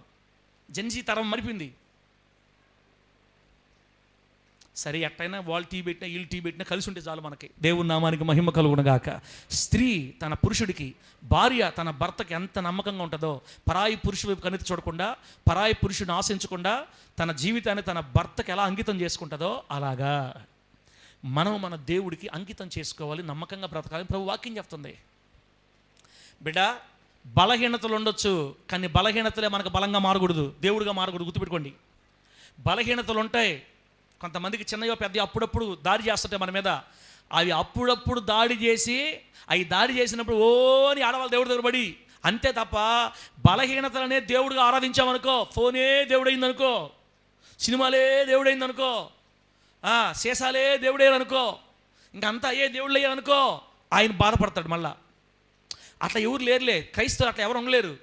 నిజంగా దేవుడు పట్టుకున్న ఏ బిడ్డ కూడా, నిజంగా క్రైస్తవుడిగా మారిన ఏ వ్యక్తి కూడా దేవుడి కంటే దేన్ని ఎక్కువ ప్రేమించలేరు. కొద్ది కాలం అట్లా ప్రవర్తించిన మళ్ళా నాకు చంపకాయలు కొట్టేలేక అయ్యా నన్ను క్షమించిన మళ్ళీ వచ్చే దేవుడి దగ్గరికి వచ్చేస్తాడు. దేవుడి స్థానంలో నిజానికి ఎవరు పెట్టరు, కానీ కొంతమంది ఏం చేస్తారంటే దేవుడి స్థానంలో డబ్బులు పెట్టేసుకుంటారు, దేవుడి స్థానంలో వీటిని పెట్టేసుకుంటారు. అట్ట తప్పది. మనం దేవుడికి నమ్మకంగా ఉండాలి. నా బిడ్డ నేను చెప్తే చేస్తాడు, నా బిడ్డ నేను అప్పగించింది నిలబడతాడు, నా మాట నేనంటే పిచ్చి ప్రేమ, నేనంటే నా బిడ్డకి ఇష్టం, జారిపోతున్నా ఏడుస్తాడు, పడిపోతున్నా ఏడుస్తాడు, నా కోసం ఎప్పుడు ఎక్కిలి పెట్టి ఏడుస్తాడు నా బిడ్డ. నేనంటే అంత నా ఇష్టం నా బిడ్డకి, నా కూతురికి, నా కొడుక్కి అని దేవుడు మనలో నమ్మకత్వాన్ని చూడాలి. దేవునికి స్తోత్రం కలుగును గాక. నమ్మకత్వం అంటే పాపంలో పడకుండా ఉండడం కాదులే, పాపంలో పడకుండా ఉండడం కాదు నమ్మకత్వం అంటే. పడినా ఏడుస్తారు, జారినా గుండ్లు బాదుకొని ఏడుస్తారు. అయ్యా నువ్వు కావాలి నాకు, తండ్రి నువ్వు తప్ప నాకు ఎవరొద్దు, ఎందుకు నేను అయిపోతున్నా అయ్యా అంటుంటారన్నమాట. ఆ మనోవేదన, ఆ ఏడుపు, ఆ ఆక్రందన, దేవుని కోసం బతకాలన్న కాంక్ష, ఇవన్నీ ఎవరిలైతే ఉంటాయో వీళ్ళందరినీ ప్రభు ఏం చేస్తాడంటే ఒక రోజుకి నమ్మకమైన గుర్రాలుగా మార్చేస్తాడు యేసు నామములో. ఎవరైతే నమ్మకంగా బ్రతకతారో వాళ్ళనే దేవుడు తన పని కోసం వాడుకుంటాడు. హల్లెలూయా. కొంతకాలం మన జ్ఞానాన్ని బట్టి వాడబడవచ్చు దేవుని పనిలో, కానీ కొంతకాలానికి పోద్దది. మనకి నమ్మకత్వం లేని మనుషులు దేవుడు వాడుకోడు, నమ్మకమైన మనుషుల్నే దేవుడు వాడుకోవడం ప్రారంభిస్తాడు. ఒకవేళ చుట్టుపక్కల మనల్ని అనిచేసినా, మన పైకి రానిపోయినా, మనల్ని అడంగొట్టినా, అవసర ఇస్రాయేల్ పాస్టర్ని అనిచేసినా, దేవుడు పట్ల నమ్మకంగా ఉంటే బిడ్డ ఆయన లేపుకుంటాడు అంతే, ఆయన వాడుకుంటాడు అంతే. మనం ఐగుప్తు గుర్రాల మాదిరిగా నమ్మకమైన గుర్రాలు అయి ఉండాలి. దేవుడి మాటలు మనకు ఆశీర్వాదకరంగా మార్చును గాక.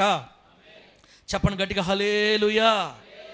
బిడ్డలారా ఇంకా అలా చెప్పుకుంటా పోతే ఒక 3 చెప్తానులే. చాలా రాసుకొచ్చా ఇంక 3 చెప్తా. 2 తెస్సలోని పత్రిక 3వ అధ్యాయంలో అటు రాసి పెట్టుకోండి. 2 తెస్సలోని పత్రిక 3వ అధ్యాయం మొదటి 5 వచనాలు, 1వ రాజుల గ్రంథం 18వ అధ్యాయం 45-46 వచనాల్లో చూస్తే, మొదటి రాజుల గ్రంథం 18వ అధ్యాయం 45-46 వచనాలు చూస్తే ఈ ఐగుప్తు గుర్రాలు వేగము కలిగిన గుర్రాలు అని రాయబడింది. ఐగుప్తు గుర్రాలు ఏం కలిగిన గుర్రాలు? హలో అమ్మా, ఏం కలిగి ఉన్నాయి? వేగం, స్పీడ్. ఒకటి, దేవుని పనిలో నమ్మకంగా ఉండాలి. వాళ్ళని దేవుడు కోరుకుంటున్నాడు. నా ప్రియురాల, ఫరో రథాశ్వాలతో నిన్ను పోలుస్తున్నాను, ఎందుకంటే అవి నమ్మకమైన గుర్రాలు. రెండోది, అవి వేగము కలిగిన గుర్రాలు, స్పీడ్గా పరిగెస్తాయి. చెప్పాను కదా, దేవుని పని అంటే వేగం ఉండాలి మనలో. ఎప్పుడు దాకా? 5 సంవత్సరాలు 10 సంవత్సరాలు కాదు, సచ్చిన దాకా ఒకటే వేగం ఉండాలా. అలా నువ్వు మెయింటైన్ చేయగలిగితే నీ కుటుంబం తరతరాలు దీవిస్తాడు. యేసునామములో ఆమేన్ చెప్పు గట్టిగా. నువ్వు దేవుడి కొరకు గుర్రంలాగా పనిచేస్తే దేవుడు నీ పక్షాన కూడా గుర్రంలాగా పనిచేస్తాడు. ఆమేన్. ఏం చెప్పింది బైబిల్? కొలిచిన కొలత చొప్పునే నీకు కూడా కొలవబడద్ది. నోట్లో మాట రావటం చాలా మందికి. నువ్వు ఏమని అనుకో, 11 దాకా వాక్యం చెప్తా, మీరు టక నాకు మీరు సపోర్ట్ చేయాలా, అప్పుడు ఆపేస్తా. అయిపోయిందిలే 11, కానీ ఇంకేముంది అంటారా? అయినా పర్వాలే, ఈరోజు మీరు గుర్రాలుగా మారిందో వదలను నేను. నువ్వు ఎన్నైనా చెప్పుకో, మేము మారేది అంటారా? సరేలే, చెప్పేసి వదిలేద్దాం, తర్వాత మీ బిడ్డలు మీ ఇష్టం. అమ్మా, మనము దేవుని కోసం గుర్రాల్లాగుంటే దేవుడు మన కోసం గుర్రంలాగా పనిచేస్తాడు. నువ్వు ఎంత కొలతో దేవుడు కొలుస్తావో అదే కొలత నీకు దేవుడు కొలుస్తాడు. మందిరికి ఎప్పుడు రావాలి నీకు తెలుసు. ఆ తర్వాత దేవుని కోసం ఎట్లా ఉండాలి నీకు తెలుసు. అన్నీ తెలిసి కూడా తాబేల్లాగా ఉండవనుకో, దేవుడు కూడా తాబేల్లాగే అంటొస్తాడు. నువ్వు ఏసై కోసం అంటున్నావు అనుకో, ఆయన కూడా వస్తాడు. ఆయన కూడా అడుగు ఏంది, ఈయుడి అప్పుడు మీకు ఇవ్వబడును అనే వాగ్దానము తెలుసు. ఏ కొలతతో కొలిచితినో ఆ కొలతతో కొలవబడును అనే వాగ్దానము తెలుసు. బైబిల్ గ్రంథంలో సౌలు రాజు 40 సంవత్సరాలు పరిపాలించాడు దేశాన్ని. ఎన్ని సంవత్సరాలు? 40 సంవత్సరాలు. 40 సంవత్సరాలు పరిపాలిస్తే సౌలు గారికి కనీసం మందసం మీద ప్రేమ కూడా రాలేదు. నా దేవుని మందసం ఎక్కడుందో, ఏమైపోయిందో, మోషే గారు తీసుకొచ్చిన మందసం ఇప్పుడు ఎక్కడుంది, అయ్యో నా దేవుని మందసం ఎక్కడుంది, ఏ మాత్రం కూడా ఆలోచించలా. సౌలు గారు ఆలోచన అంతా అమాలేకులు గొర్రెల మీద మేకల మీదే ఉంది, ఐగుప్తులు గుర్రాల మీద, గిబియోనీయులు కోతుల మీద. ఇదే డబ్బు, ఆస్తి, సంపాదన, ఉంగరాలు, బంగారాలు కొనుక్కోండి బాగా యేసునామములో. కానీ ఏసైను పట్టుకుంటే నీకు ఇంకా సవరలు వస్తాయి. అది తెలియట్లా, పిచ్చి ఆలోచన నీకు. సౌలు గారు బతుకున్నంత కాలం 40 సంవత్సరాల పరిపాలనలో ఏ రోజు దేవుని మందసం గురించి కానీ, లేవీల గురించి కానీ, యాజకుల గురించి కానీ అస్సలు ఆలోచించరా. కానీ సౌలు తర్వాత రాజ్యానికి వచ్చింది ఎవరు చెప్పండి? యెషై కుమారుడైన దావీదు రాజ్యం వచ్చిన తర్వాత ఆయన ప్రారంభ దినాల్లోనే ఏమో తెలుసా, నా దేవుని మందసం ఎక్కడుందో ఎతకండ్రా అని ఎతికి పట్టాడు. దేవుడికి స్తోత్రం కలుగును గాక. ఆ మందసాన్ని తీసుకొచ్చి ఒక ప్రత్యేక స్థలంలో పెట్టిందాక దావీదు గారికి మనసు ఊరుకోలా. అయ్యా, నీకు ఒక స్థలాన్ని చూసేదాకా, నీకు ఒక మందిరాన్ని కట్టేదాకా నా మంచం మీద కూడా ఎక్కనేనని కింద పడుకున్నాడు దావీదు గారు. అందుకే దేవుడు దావీదుని ప్రేమించి ఇజ్రాయేలు రాజులలో ఏ రాజుకు లేని ఒక మంచి కోట నగరాన్ని దేవుడు ఇచ్చాడు. దేవునికి స్తోత్రం కలుగును గాక. హల్లెలూయా చెప్పండి. సౌలు గారు ఎక్కడ బతికాడో మనకు తెలియదు. ఆయన ఇల్లు ఏడందో కూడా మనకు తెలియదు. రాజు అంటే ఉంటుంది, ఒక రకమైన ఇల్లు ఉంటుందిలే. కానీ మన దావీదు గారు ఇంట్లో లేడు. నగరు, కోట, దావీదు కోట, సియోను కోట, కొండ మీద, ఎత్తైన కొండ మీద. ఏ కొండ మీదకి ఎక్కాలనుకున్నాడో, ఎత్తైన కొండ నన్ను ఎక్కించు ప్రభువా, ఎక్కలేను నేను. కానీ ఎక్కలేని ఎత్తైన ఆ గిబియోనీల కొండ, ఆ యెబూసీల కొండ నాకు కావాలని అడిగితే ఆ కొండను దేవుడిస్తే కొండ మీద ప్రాకారం కట్టించుకొని దావీదు గారు తన కోసం ఒక నగరు, కోట కట్టించుకున్నాడు. దేవుణ్ణి ఎతకని సౌలేమో మామూలుగా జీవితం అయిపోయింది. దేవుణ్ణి వెతికి దేవుడి కోసం పరిగెత్తిన దావీదు గారు మాత్రం ఉన్నతంగా దీవించబడ్డాడు యేసునామములో. నువ్వు దేవుడి కోసం పరిగెత్తితే నీకు కావాల్సినవన్నీ దేవుడు సప్లై చేస్తాడు. దేవునికి స్తోత్రం కలుగును గాక. మనం దేవుడి కోసం పరిగెత్తలేదనుకో ఆడకైపోద్ది. నాకు కూడా ఒక మంచి ఇల్లు కావాలని ఆశ ఉందిలే. లాస్ట్లో చెప్తాను మీకు. లాస్ట్లో అంటే ఇప్పుడు కాదు, చూపిస్తా. నాకు కూడా చిన్న నెలల్లో కొంతమంది పాస్టర్లు చెప్తుంటారు, రేకులు ఇంట్లో ఉన్నాడు ఆ పాస్టర్ గారు, పాపం రేకులు ఇంట్లో. అంత ఓవర్ యాక్షన్ వద్దు. అంటే ఇప్పుడు నేను రేకులు ఇంట్లో ఉండానంటే, ఓయమ్మ మా పాస్టర్ గారు రేకులు ఇంట్లో ఉండారంట, ఆ ప్రేమ ఆ జాలి నాకు వద్దులే. నేను అట్ట అనుకోవట్లా, రేకులు ఇంట్లోనే ఉంటాను, మీరు మాత్రం నాతో పాటు మీరు కూడా ఫాస్ట్ ఫుడ్ వేసుకొని ఉన్నాడు అట్ నేను చెప్పను. బలమైన నివాస స్థానాన్ని దేవుడు మనకిస్తాడు యేసునామంలో. నువ్వు యేసయ్య కొరకు వేగంగా పరిగెత్తితే ఆయన మన కోసం వేగంగా పరిగెత్తుతాడు. అందుకే ఆదివారం 4 ఆరాధనలకు పరిగెత్తండి గుర్రాలారని ఎందుకంటానంటే, రేపు మన కొడుకులు కూతుర్లు ఉన్నత స్థానాల్లో ఉండాలంటే మన బిడ్డల్ని ఆశీర్వదించేది కేవలం దేవుడు ఒక్కడే. మనకు కులాలు లేవు, మనకి ఏమి రికమెండేషన్ కూడా లేవు. ఇప్పుడు అర్థమవుతుందా? క్యాస్ట్లతో చంపేస్తున్నారు మనుషులు, ఉద్యోగాలు రానిట్లా. ఇటువంటి చీకటి మరణ కోరల్లో ఉన్న ఈ ప్రపంచంలో మన బిడ్డలు బతకాలంటే యేసయ్య కోసం పరిగెత్తడం ఒకటే దారి మనకి లోకంలో. ఆయన కోసం వేగంగా పరిగెస్తే, ఆయన పనులు వేగంగా చేస్తే ఆదివారం 9 కల్లా 10 కల్లా వచ్చేయాలి ప్రభుత్వ సన్నిధికి. వచ్చి కొంచెం ప్రార్థన చేసుకోవాలా. అయిపోయిన తర్వాత కాస్త అందరితో మాట్లాడి దేవుని ప్రేమ బండి ఉంటే ఎల్లు ఎక్కువ, మళ్ళా నెల్లూరుకి ఎక్కువ వరిగొండ, ఎలాపాలు ఎక్కువ వరిగొండ, అలిసిపోయి రావాలా. దేవుడికి ఒక్కరోజు ఇక్కడ ఉండేది అట్ట కాదు. మన వాళ్ళు ఒక్క దగ్గరకు వచ్చేది, ఓ అబ్బా ఈ రోజుకి దేవుడు పని చేస్తాం, సరే అంతే. నువ్వు ఎంత కష్టపడ్డావో అంతే నీకు ప్రతిఫలం కదా బిడ్డ. అట్టనే మీరు ఒక్క దగ్గరకు వచ్చారంటే మీకు ఆశీర్వాదం ఏం ఉండదని చెప్పట్లా. ఒక్క దగ్గరికి వచ్చిన వాడికి ఒక్కరంత ఆశీర్వాదం, 2 దగ్గరికి వస్తే 2 ఆశీర్వాదం, 4 దగ్గరికి వస్తే 4 ఆశీర్వాదం. పడే కష్టాన్ని బట్టి, మరి పరిగెత్తే వేగాన్ని బట్టి దేవుడు మనల్ని దీవిస్తాడు బిడ్డ. 12వ తేదీ ప్రార్థన చెప్పానా, పరిగెత్తండి యేసునామంలో. ఇంకో ప్రార్థన చెప్పానా, పరిగెత్తండి. దేవుని పని విషయంలో నమ్మకంగా మీరు పరిగెత్తగలిగితే దేవుడు మన బిడ్డల్ని మన కుటుంబాన్ని జ్ఞాపకం చేసుకుని ఉన్నతంగా దీవిస్తాడు యేసునామంలో. యేసు కొరకు పరుగు ఉండును గాక, పరుగు ఉండును గాక, పరుగు ఉండును గాక. 2 చెప్పా, ఏమైంది? గుర్రాలు, ఐగుప్తు గుర్రాలు నమ్మకమైనవి, ఐగుప్తు గుర్రాలు వేగము కలిగినవి. బిడ్డరా 3వది ఇంక చెప్పను, నేను చెప్పను. యోబు గ్రంథం 39వ అధ్యాయంలో గుర్రాలు బలము కలిగినవి. ఐగుప్తు గుర్రాలు దిట్టంగా ఉంటాయి. మనం తిండి తిని దిట్టంగా ఉండబల్లే, భక్తిలో దిట్టంగా ఉండాలి యేసునామంలో, ప్రార్థనలో దిట్టంగా ఉండాలా. ప్రార్థన ఎత్తితే అవతలోళ్ళు ఏడవాలి. ఆమె చెప్పండి గట్టిగా, ఆమె చెప్పండి. ఏందా ఏమన్నారా? సార్లే కానీ అంటారు కదా, అర్థమైందిలే. ప్రార్థన ఎత్తి అవతల పక్క వాళ్ళు ఏడవాలా. ప్రార్థనలో కూడా బిల్డప్, స్తోత్రములు హల్లెలూయా స్తోత్రములు, ఓ నా ప్రభువా, ఓ నా ఏంది ప్రార్థన ఎట్ట చేయాలా? నాలాగా ఓవర్ యాక్షన్. కొండలకు నా దేవా, ఆకాశ నక్షత్రాల మహాకాశాల దేవా. ఏంది? ఎవరికి? పక్షపాతం లేకుండా క్రియలు బట్టి. ఎందుక?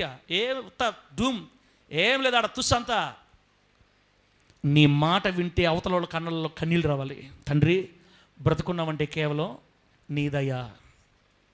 అయోగ్యుని ప్రభువా, పామరుని ప్రభువా, పురుగు లాంటి వాడిని, నీ దయని బట్టి బతుకున్నాను తండ్రి. నేను మంచివాడిని కాదు ప్రభువా.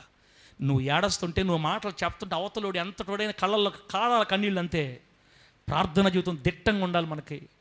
పాట పాడితే స్టైల్గా పాడకూడదు. పాట పాడతారా? చేతులు 2 చేతులు జేబులు పెట్టి తనుకుంటా, హల్లెలూయా స్తుతిలో క్షేత్రములు, ఇంకా మూసుకో, అయిపోయింది. ఇక అయిపోయింది, అవుట్. ఆ రోజు అవుట్ అయిపోయింది. ఇంకా ఎవరు చూడాలి మన పాటలు? కొడతా ఉంటాయి ఇక మైకిని. సౌండ్ రాకపోయినా బాధే, గొంతినకపోయినా బాధే. ఇప్పుడు ఈ మధ్యలో ఒక్కరిగా పిలిస్తే నచ్చట్లా అందరికీ. గ్రూపులో పిలిస్తే నచ్చడంలా. ఒక్కరికి ఇచ్చి మైక్ గనిస్తే ఇప్పుడు ఈ గొంతినపడాలా ప్రపంచం అంతటికి గొంతినపడి అందరిలో హైలైట్ అయిపోవాలా. తీసేసుకో, నువ్వే తీసేసుకో ఈ మైక్. ఎవరికి వద్దు ఇంకా, పో రోడ్ల మీద పడకుండా పో. ఇంకా ఒక బాక్స్ పెట్టుకొని ముత్తుకూరు సెంటర్ లాగు ఒక పాడపాడు, మీ కాలనీకి పో ఒక పాడపాడు. శాంతిరాజన ఆపేస్తాం, శాంతిరాజన అయిపోయింది, శాంతిరాజన ఇంకా అయిపోయింది, ఆపేద్దాం. ఇవన్నీ మీకు ఎందుకు చెప్తానంటే, దిట్టంగా ఉండాలి మన ఆత్మీయ జీవితం. మనుషులు ఘనత ఎవరికి కావాలి తలే? మనుషులు ఘనత ఎవరికి కావాలి? నాకైతే వద్దు అసలు. కొంతమంది పాటలు పాడేవాళ్ళు నవ్విస్తా, ఎగరతా, డ్యాన్స్లు వేస్తా పాడిస్తారు. ఇది బయట సభల్లో. నన్ను కూడా చాలామంది చెప్పారు, నాకు పాస్టర్ గారు మీరు బాగా పాడుతున్నారు, మీరు కొంచెం నవ్విస్తా, ఎగరతా, కొంచెం డ్యాన్స్ చేపిస్తా, ఏపీండి. మనకు అది ఫస్ట్ ఇచ్చి లేదు, మనకు ఎక్స్ట్రా ఎందుకు? పాడామా వచ్చామా, అది వాళ్ళని పట్టుకున్నట్టు, లేకపోతే ఎగిరేవాళ్ళు పిలుచుకుంటాం. మనకెందుకు అది? ఎవరు ఎగిరేవాళ్ళు అది వాళ్ళ ధనిత, వాళ్ళ కృప, వాళ్ళు చేసుకుంటారు. మనకొద్దు అసలు.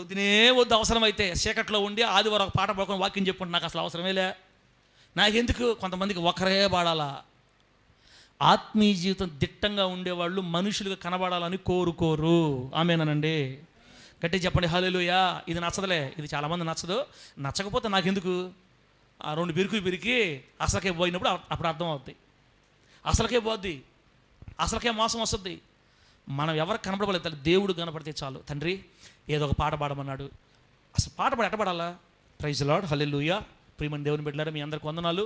మన పాటల పుస్తకంలో నుంచి 47వ పాట, బలశ్వరుడు పాట పాడుకుని ప్రభుని మహింపరుచుకుందాం అని చెప్పి పాట ఎత్తేయాల. కొంతమంది అంటా ఉంటారు, ఇంతే దేనికి, ఎవరు చూడాలా? బలశౌర్యుడా వదిలేమంటే ఎలాగంగా మనకు దొరకనే, ఇంకా దొరకరు. కిందకి పైకి రాగాలు తీసి హల్లెలూయా డిప్లే టాప్లే హల్లెలూయా ఇస్రాయల్ పాస్టర్ కొట్టుకోపోవాలి గాలికి. ఇంకా ఇస్రాయల్ పాస్టర్ కనపడకూడదు, ఇస్రాయల్ పాస్టర్ మించెళ్ళిపోవాలంతే. దొరకట్టున్నారు కానీ దొరికిందంటే మైకు, హలో అమ్మా మీరు ఎవరు క్లియర్లే, జస్ట్ మీకు చెప్తున్నా.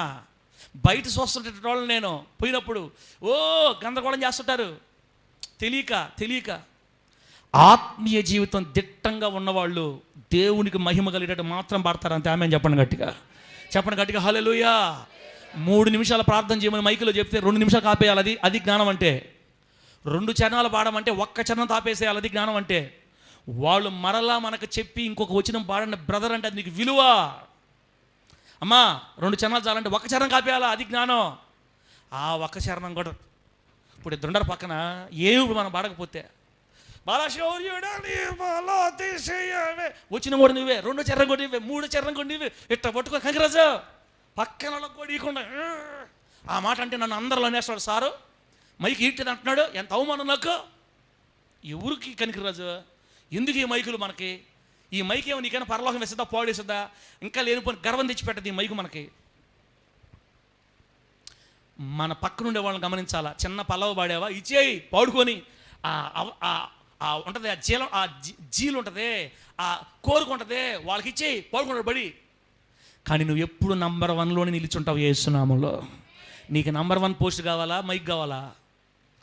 నిన్ను దేవుడు రేపుతాడు ఒకరోజు.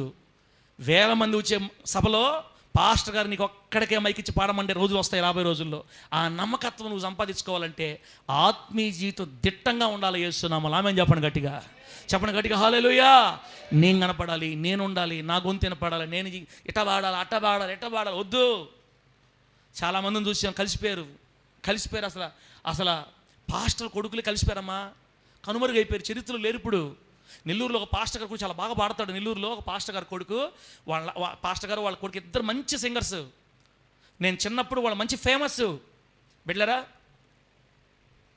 ఈ రోజున ఏమైంది తెలుసా, అసలు సేవ ఉందా లేదా అని తెలియదు మనకి. అన్నా మనం చచ్చిపోయిన దాకా ఈ గొంతు వినపడుతుండాలా? నామేం చెప్పండి గట్టిగా. చచ్చిపోయిన దాకా ఈ గొంతులు ఆన్ ది వేలో ఉండాలా, ప్రజలకు ఆశీర్వాదకరంగా ఉండాలి, మన సేవ ప్రజల్లో కనబడుతుండాలి, మన పాట ఒక్కరికైనా దీవెనకరంగా మారుతూ ఉండాలి. లేదు, దిట్టం లేదు మనుషుల్లో, భక్తిలో దిట్టం లేదు. నీ భక్తి జీవితం దిట్టంగా ఉండాలి. ఒక పాట పాడితే అన్నలాగా పాడాలయ్యా, అక్కలాగా పాడాలనిపించాలి, అన్నలాగా ప్రార్థన చేయాలక్క, అక్కలాగా ప్రార్థన చేయాలన్న ఆ మాటలు పలకతుంటే ఏడుపు రాబల్లే. ఏందో పెద్ద పదాలు తెస్తారు. మా జానపాలన్న కొత్త పదాలు పట్టుకొని వస్తాడు. శూన్యములో, న్యూట్రాన్లు, పోట్రాన్లు, గీట్రాన్ అంటాడు. ఏందో మళ్ళీ ఆ పదాలు ఆయన నాకు తెలియదు. ఆ జానపాల కొత్త పదాలు పట్టుకొని వస్తాడు. తప్పులే, చెప్పవచ్చు కొత్త పదాలు, కానీ ఏం ప్రయోజనం? ఎవరిని కదిలిస్తున్నాయి? నేను ఒక చిన్నోడ్నా, పక్షపాతం లేకుండా ప్రతి తండ్రి ఆకాశాన్ని భూమి ఎవరికే? మన పదాలు ఎట్లా తెలుసా? ప్రజలను ఏడిపించాలి, ప్రజల్లో పశ్చాత్తాపం రావాలి, ప్రజల్లో ఏడుపు రావాలి. మనం ఏడిస్తే ప్రజలకు ఏడుపు వస్తుంది. అది ఆత్మ సంబంధమైన జీవితం దిట్టంగా పెట్టుకున్న వాళ్ళు చేయగలుగుతారు ఇదంతా. లేకపోతే క్షుణ్ణంగా 2 మాటలే అంతే. అసలు ఎందుకు చేశారు ప్రార్థన నాకు అర్థం కాదు. కళ్ళు కొంతమంది ఇదో గ్రూపు పరిశుద్ధ ప్రేమ కడతారు, హల్లెలూయా స్తోత్రం తండ్రి ఆమెన్ దీవించండి చేసిన ఆమెన్ అయిపోయింది ప్రార్థన. 2 నిమిషాలు చేసిన, 3 నిమిషాలు చేసిన, 4 నిమిషాలు చేసిన ప్రయోజనకరమైన మాటలు. ఈ దైవిక జ్ఞానాన్ని దేవుడు మీ అందరికి అనుగ్రహించును గాక. మీ అందరికంటే ముందు నాకు కూడా దేవుడు అనుగ్రహించును గాక. 3 విషయాలు చెప్పా, 7 ఉన్నాయి. వచ్చే వారం కూడా చెప్పుకుని అవసరం దేవుని చిత్తం అయితే చెప్పమంటే, లేదా వేరే వాక్యం చెప్తాను. ఇప్పుడు చెప్పండి. ఫరో రథాశ్వాలకి ఏమున్నాయి? 3. 1 నమ్మకమైన గుర్రాలు, 2 వేగము కలిగిన గుర్రాలు, 3 బలము గలవి, దిట్టమైనవి. ఈ గుర్రాలు బలమైన గుర్రాలు, దిట్టమైన గుర్రాలు. ఆ రీతిగా దేవుని కోసం నమ్మకస్తుగా బతికే ధన్యత దేవుడు మనందరికి అనుగ్రహించును గాక. చెప్పండి గట్టిగా హల్లెలూయా. భక్తి జీవితం జాగ్రత్త. వేగంగా ఉండండి, నమ్మకంగా ఉండండి. ఒకవేళ ఇంతవరకు నమ్మకంగా, వేగంగా, బలంగా లేకపోతే కృప చూపు ప్రభు అని ఏడద్దాం దేవుడి దగ్గర. ప్రభు నీకు కృపనిచ్చి వాడుకుంటాడు. మనది ఏం లేదు తమ్ముడా, మన గొప్పతనం ఏం లేదు ఇక్కడ. ఏసై దయ వల్ల బతుకుతున్నాం, ఏసై దయ వల్ల జీవిస్తున్నాం. దేవుడి మాటలు మనకు ఆశీర్వాదకరంగా మార్చి వర్ధిల్ల చేయనుగాక. కళ్ళు మూసుకోండి, ప్రార్థన చేసుకుందాం. తిమోతిని వచ్చి ప్రార్థన చేస్తాడు, ముగించుకుందాం ఇంకా.